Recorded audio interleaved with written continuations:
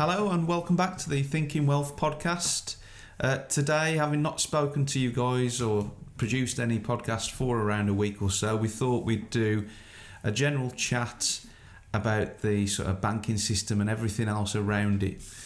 We've seen a lot of chat since the start of the pandemic about inflation and where that could go. So yeah, we thought we'd do a general chat about a few subjects today. Al, do you want to kick us off with one? I think to begin with, we need to say rest in peace to John McAfee. Nice. A true crypto legend and a maverick and a rebel by all accounts. So, John, if there is an afterlife, John, you lived a good life, pal, and you changed a few people's minds on how they saw the world. For the right or wrong, that's up to the person, but rest in peace, mate. And I'm sure he didn't kill himself like Epstein, like a few others. Yeah, so we'll leave that there. We're not going to talk any more about that, but John McAfee, God bless, mate. Let's talk about centralised banking. I think that's a good place to start, innit? Because there's a lot of noise about it and how it's the devil and everything, but most people don't really know that much about it. In reality, I don't think anybody knows all the stories, or there's very few people. No. But it obviously comes with a lot of problems because the amount of power that these organisations have, like the Federal Reserve and the central banks, the English Bank of England and the European Central Bank, they've got a lot of power that can dictate what goes on in world economies, and certain people can benefit from, nations' hardships. Like George Soros, for example, he knew what was happening with the British pound in the 80s, and he shorted the pound and made millions, hundreds of millions overnight. That doesn't come about through, chance. No, that's known, and it's the minority, the very few that seem to get their hands on that sort of information, so to speak, moving in the right circles.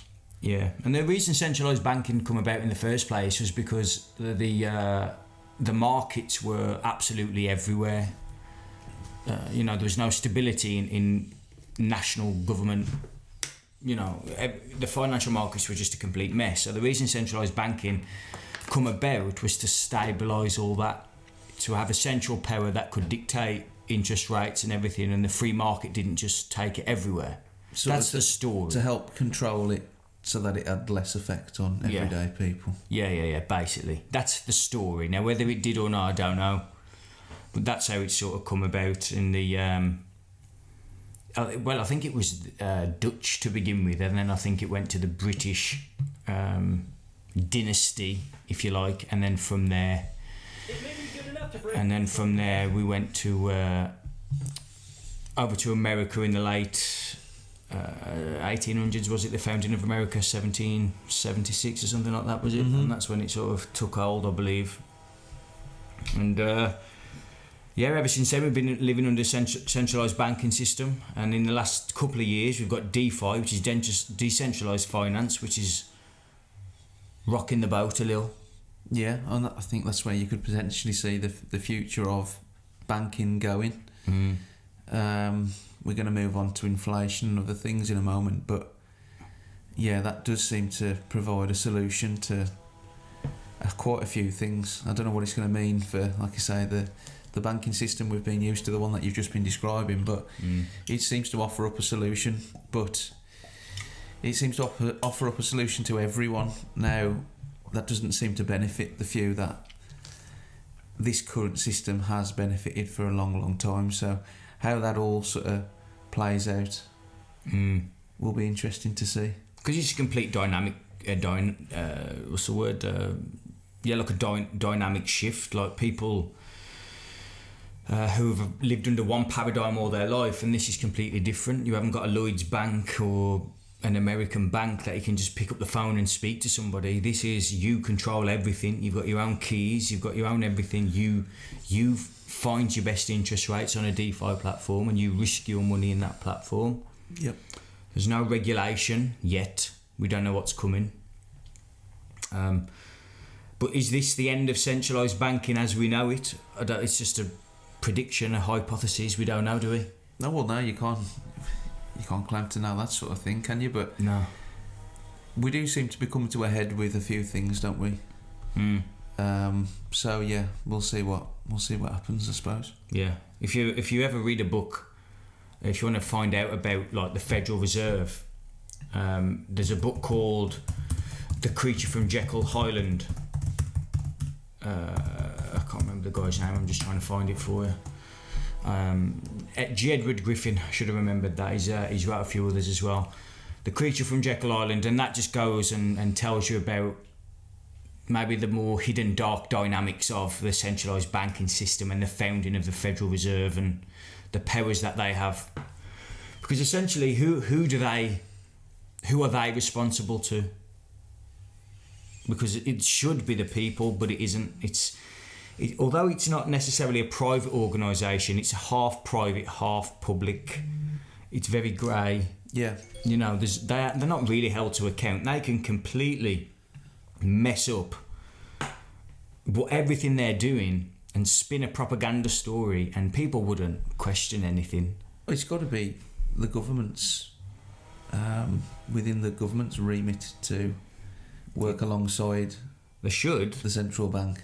They should, but I think the Fed's got more power than the federal government, to be fair. Well, yeah, that's where money's involved. That seems to be the way, doesn't it, mate? So I think I don't really know how it works too well, but I'm fairly sure that each individual state has its own central bank, if you like, and then the leaders of each individual state then go to the Federal Reserve as right. You know what I mean? I think it works like that. I'm sure we'll be corrected if not, but they control interest rates and the money supply and all this in a country. It's a lot of power.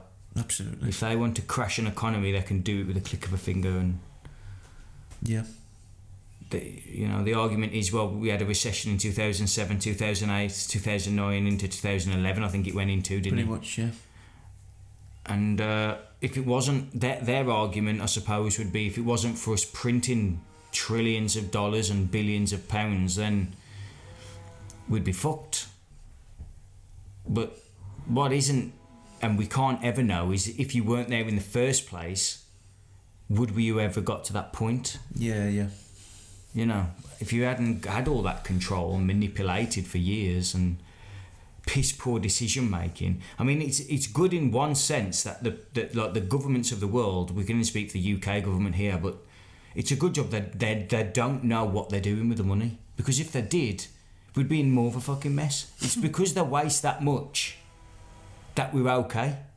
If they actually did it properly, we'd be fucked, I think. So I think if I'm getting this right, from what I can make out from what you've said there, I mean, to maybe take a different spin on it, if it was allowed to play out, it'd fall in on itself, wouldn't it?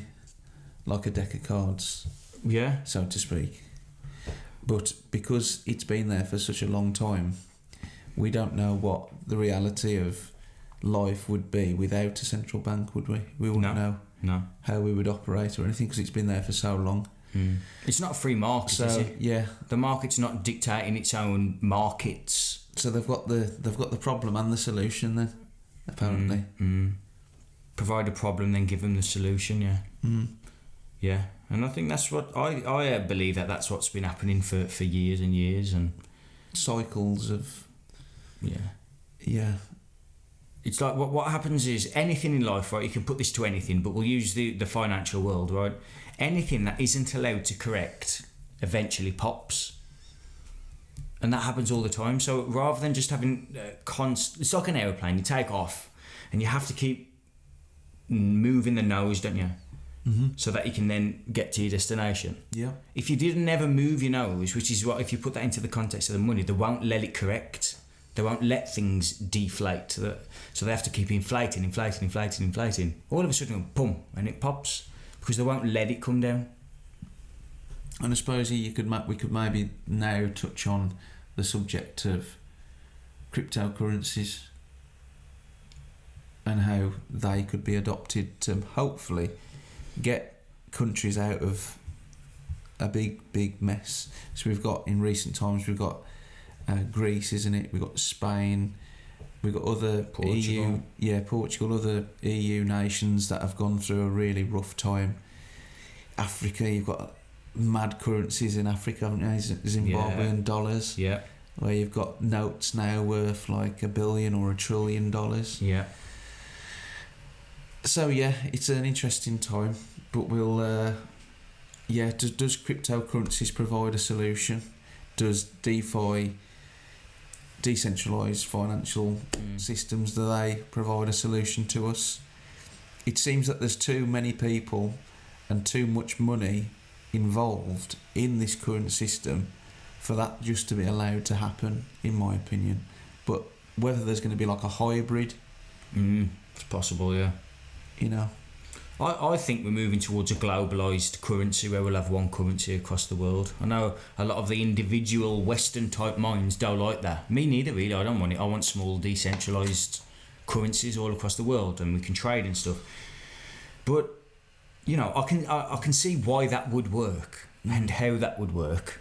I think it's very problematic if the power of that currency ends up, which I think it inevitably will.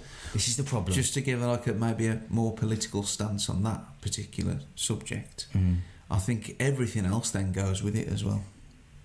Yeah, you'd imagine so, wouldn't you? Because money's the most powerful thing, isn't it? Or generally speaking. So you're not just going to have a one world currency. You'll probably have a one world government, so to speak, that goes alongside that. And I don't like the idea of that. No. Well, they've got a military, NATO, haven't they? Yeah. They've already got a world military. So, yeah, I mean, I could see why you would say that could happen, but I don't like the idea of it because I can see a lot of other things following with it. A one world government being the main one. Have we got that already, though? Well, maybe without the. It's like African countries; they don't give a fuck, so we don't hear about it. And it's like the Western countries. Are we all controlled by? I think we've got a version of it, but we haven't got a completely direct version of it, which I think that would 100% bring about. Not open. No. I mean, you look at France, Canada. The Biden is not. We're going to be in trouble with YouTube, yeah. Biden is not running the US, is he? Doesn't appear to be, does he? The way that he does look like a puppet, doesn't he? For everything else that's going on behind him. We've said for a long time, haven't we? You know, it looks like he's just been ushered in to then probably bring Kamala Harris in to take over once he finally does go fully senile. He already looks like he's halfway there. That, doesn't it? But yeah. So he had a meeting with Putin last week. I thought Putin would cut him up and eat him if he wanted to. Don't you think it's interesting how all these things, we just had a conversation about the central banking system, and all these things majorly cross over, don't they do. That's how powerful this is. You go back to the cryptocurrency thing that you mentioned. Is that the solution? I don't know. Possibly. Because that's global. You can do it anywhere with an internet connection. I just don't see how they would want. I don't see how they would want that to be adopted, because it's giving too much power, for want of a better word, to the individual. Yeah, apparently. Well, yeah. But maybe it isn't. Maybe it's controlled already. Yeah, possibly. I think I keep talking about it all the time about Monero. That's why I like that. Because it can't be tracked, Bitcoin can, and that's what we were watching a video about with Edward Snowden and he mentioned he's worried about the security concerns of Bitcoin. Mm-hmm. There's no one to talk about security more than Edward Snowden. His background. So, yeah, I don't know if it is. I think DeFi, the context of DeFi and what it's doing, that's a game changer, technology-wise, but currency-wise. Because cryptocurrency isn't really a currency, is it? No. It should really just be called crypto, I think. Currency, like Monero is a currency, that could be used to trade and everything. Bitcoin can't. It's like cash. If people know where all your cash is going, that's not a fungible unit. If everything's tracked digitally, that's not fungible. But things that can't be tracked, like cash, physical cash, that's fungible. You know what I mean? Mm-hmm. So does it solve the problem? I don't know. certain ones, but very few. That's why maybe, like I say, there'll be maybe a hybrid. I can't even begin to suggest what that might look like, to be honest. But Well, they're on about central banks having their own currencies, isn't they? their own cryptocurrencies. Mm-hmm. I suppose that would go a fair way to starting that. So, a blueprint for central bank digital currencies in the Financial Times today. It's time for central bank digital currencies to get serious. Do you think it's too big? Just maybe going slightly off topic. Do you think Bitcoin has become too big, or all of the cryptocurrencies together have become too big for it to be almost put to one side or regulated to the nth degree? I don't know, if you look at what China's done in the last week or so. I know but China's a bit of a one-off, innit? Well, it is, but look at America, you're not far off. The way the controls going over there.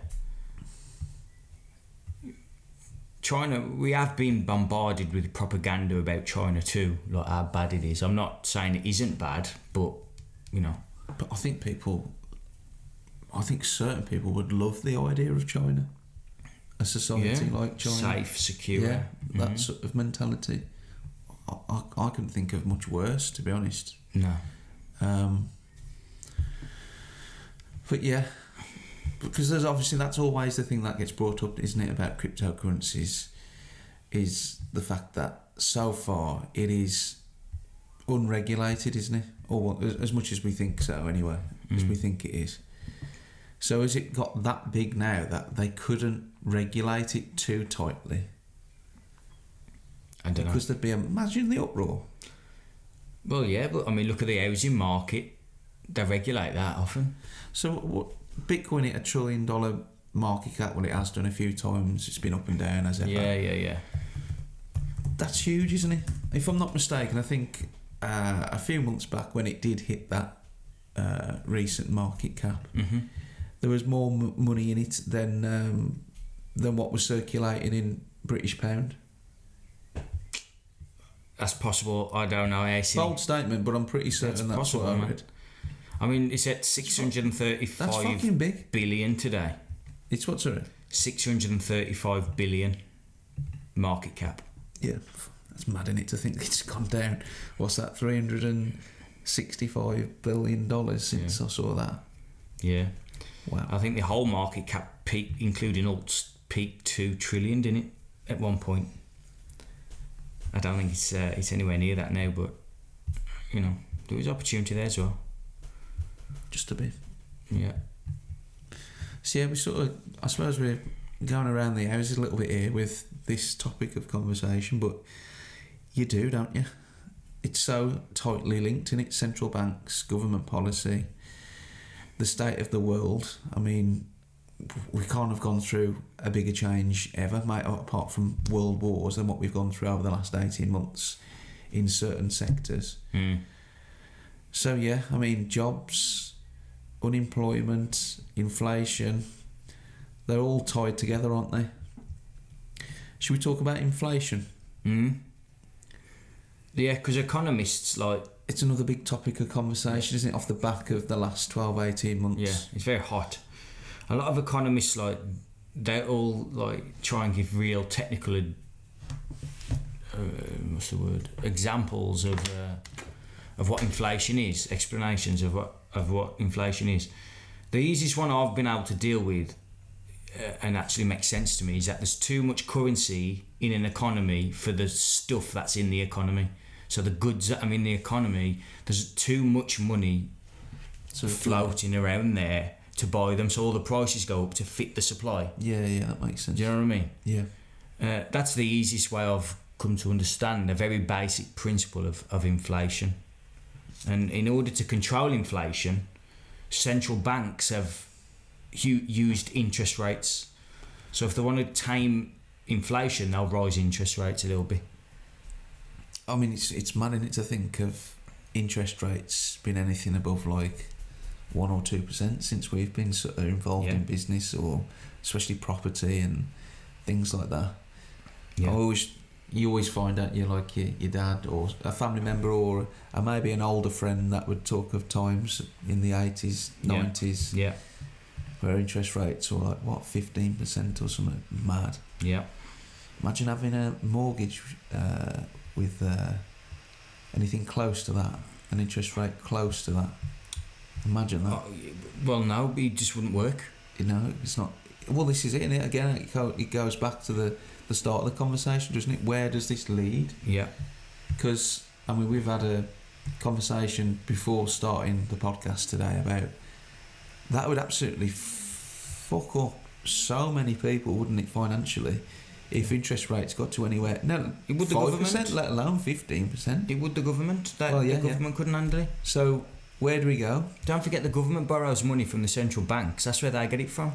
So if the central banks raise their interest rates by 1%, just 1%, the banks then, the governments then have to start paying interest rates to the central banks. They can't do it. They can't do it. Yeah, it's mental. And then the banks apparently lend it out to us, which they don't, but apparently they lend it out to us at a slightly higher interest rate to what they're getting. So you lend it out at 0.1, 0.2% above. There's no money in it. Banks make their money from fees, exit fees and entry fees. They don't make it from interest rates. Then they'll package all the debt, pack it all up and then sell it off. And that's what crashed the 07-08 housing market. Yeah. Selling shit debt, which Warren Buffett, his firm, was one of the biggest organisations that were doing that. So we put Buffett on a pedestal, which, yeah, granted, he probably deserves to be up there, but, you know, let's face reality, square in the face. The guy was packaging toxic debt and putting it in as an AAA rating and selling it to these firms. So... Well, and if you look at the current state of, especially the property market, how far away are we from that situation again, do you think? What, crashing? Yeah, when you've got... I don't know. 95% loan-to-value mortgages. Yeah, it does stink again. The market has gone through the roof over the last... Yeah, but why? 12, 24 months. Why has he? Too much cash? There's too much cash and it's cheap debt. And policy changes as well, haven't they? Like stamp duty being the most obvious one. They've done that to try and keep it afloat. Yeah, this is another example of regulation trying to keep everything going. They just need to let it come down and then it will be stable. You just imagine though the market dropping by 20-25% to the people that have bought property over the last year or two or so, I know, with a 5% deposit.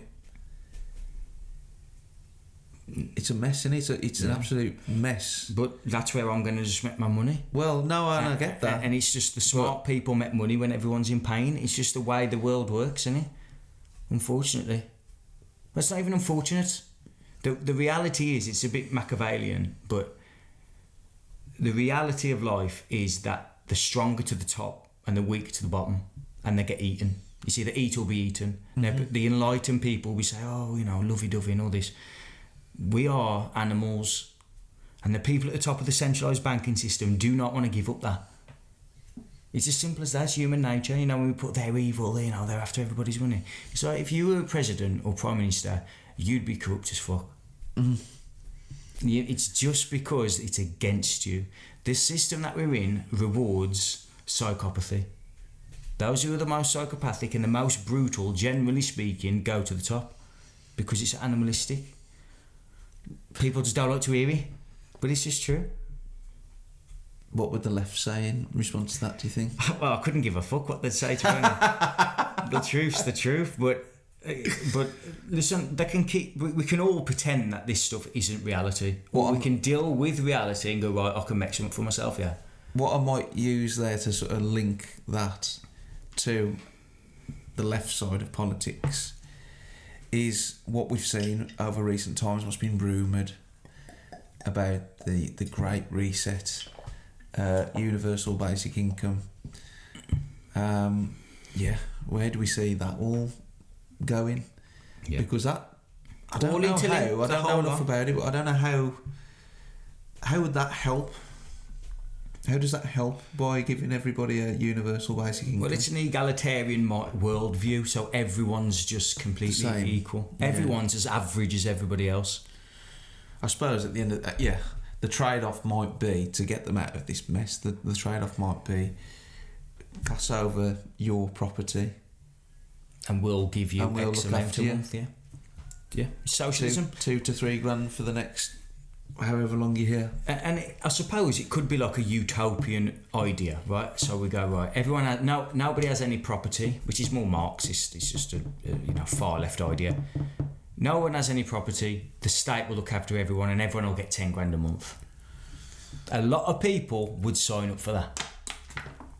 Yeah, but then that's because I think they'd be thinking of life as it was prior to that decision being made. 10 grand a month. 10 grand a month now to me that's a lot of money. Yeah, but it is. That's a lot of money. But would that, where I'm going with this is, which is what we've already spoken about a moment ago, what's that 10 grand going to be worth after those big decisions are made? You ain't going to be buying the same things that you're buying at this very moment in time for the same price as what you would do after a massive decision like that. Everyday things would surely go through the roof. Buying anything would go through the roof because all of a sudden... Yeah. You'd expect so. Yeah. Yeah, and the workplace, how would that change? I just simply don't know how it would happen. Who would work?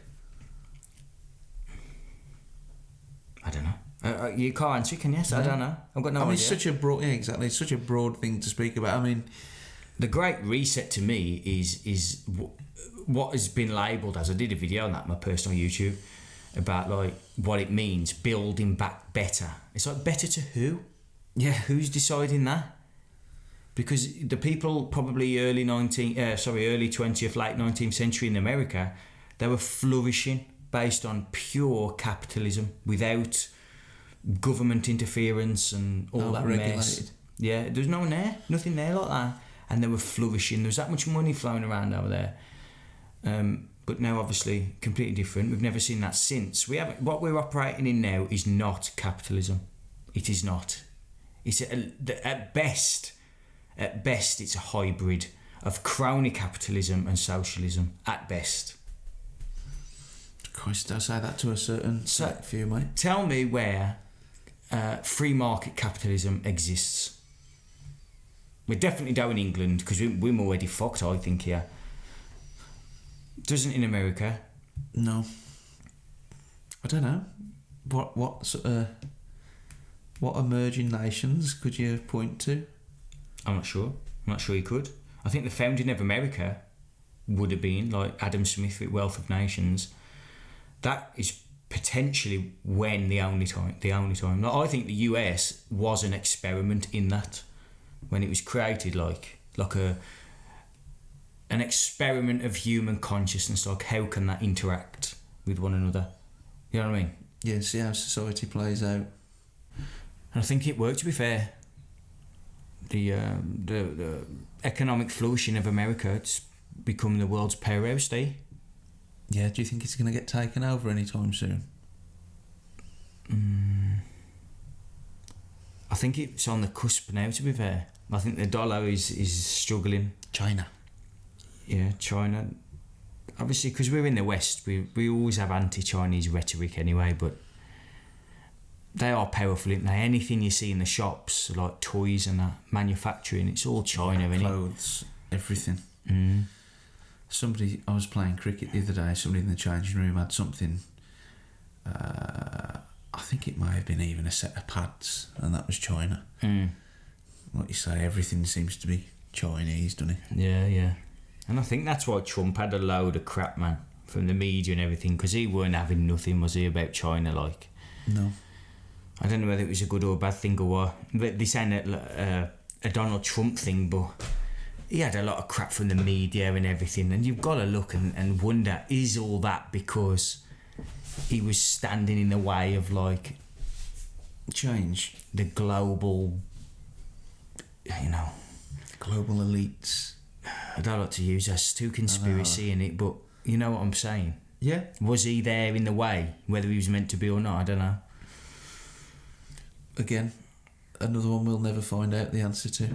No, but I tell you, the truth stands there in all of its glory. Falsity falls away in the end because it has to. Nowhere to go.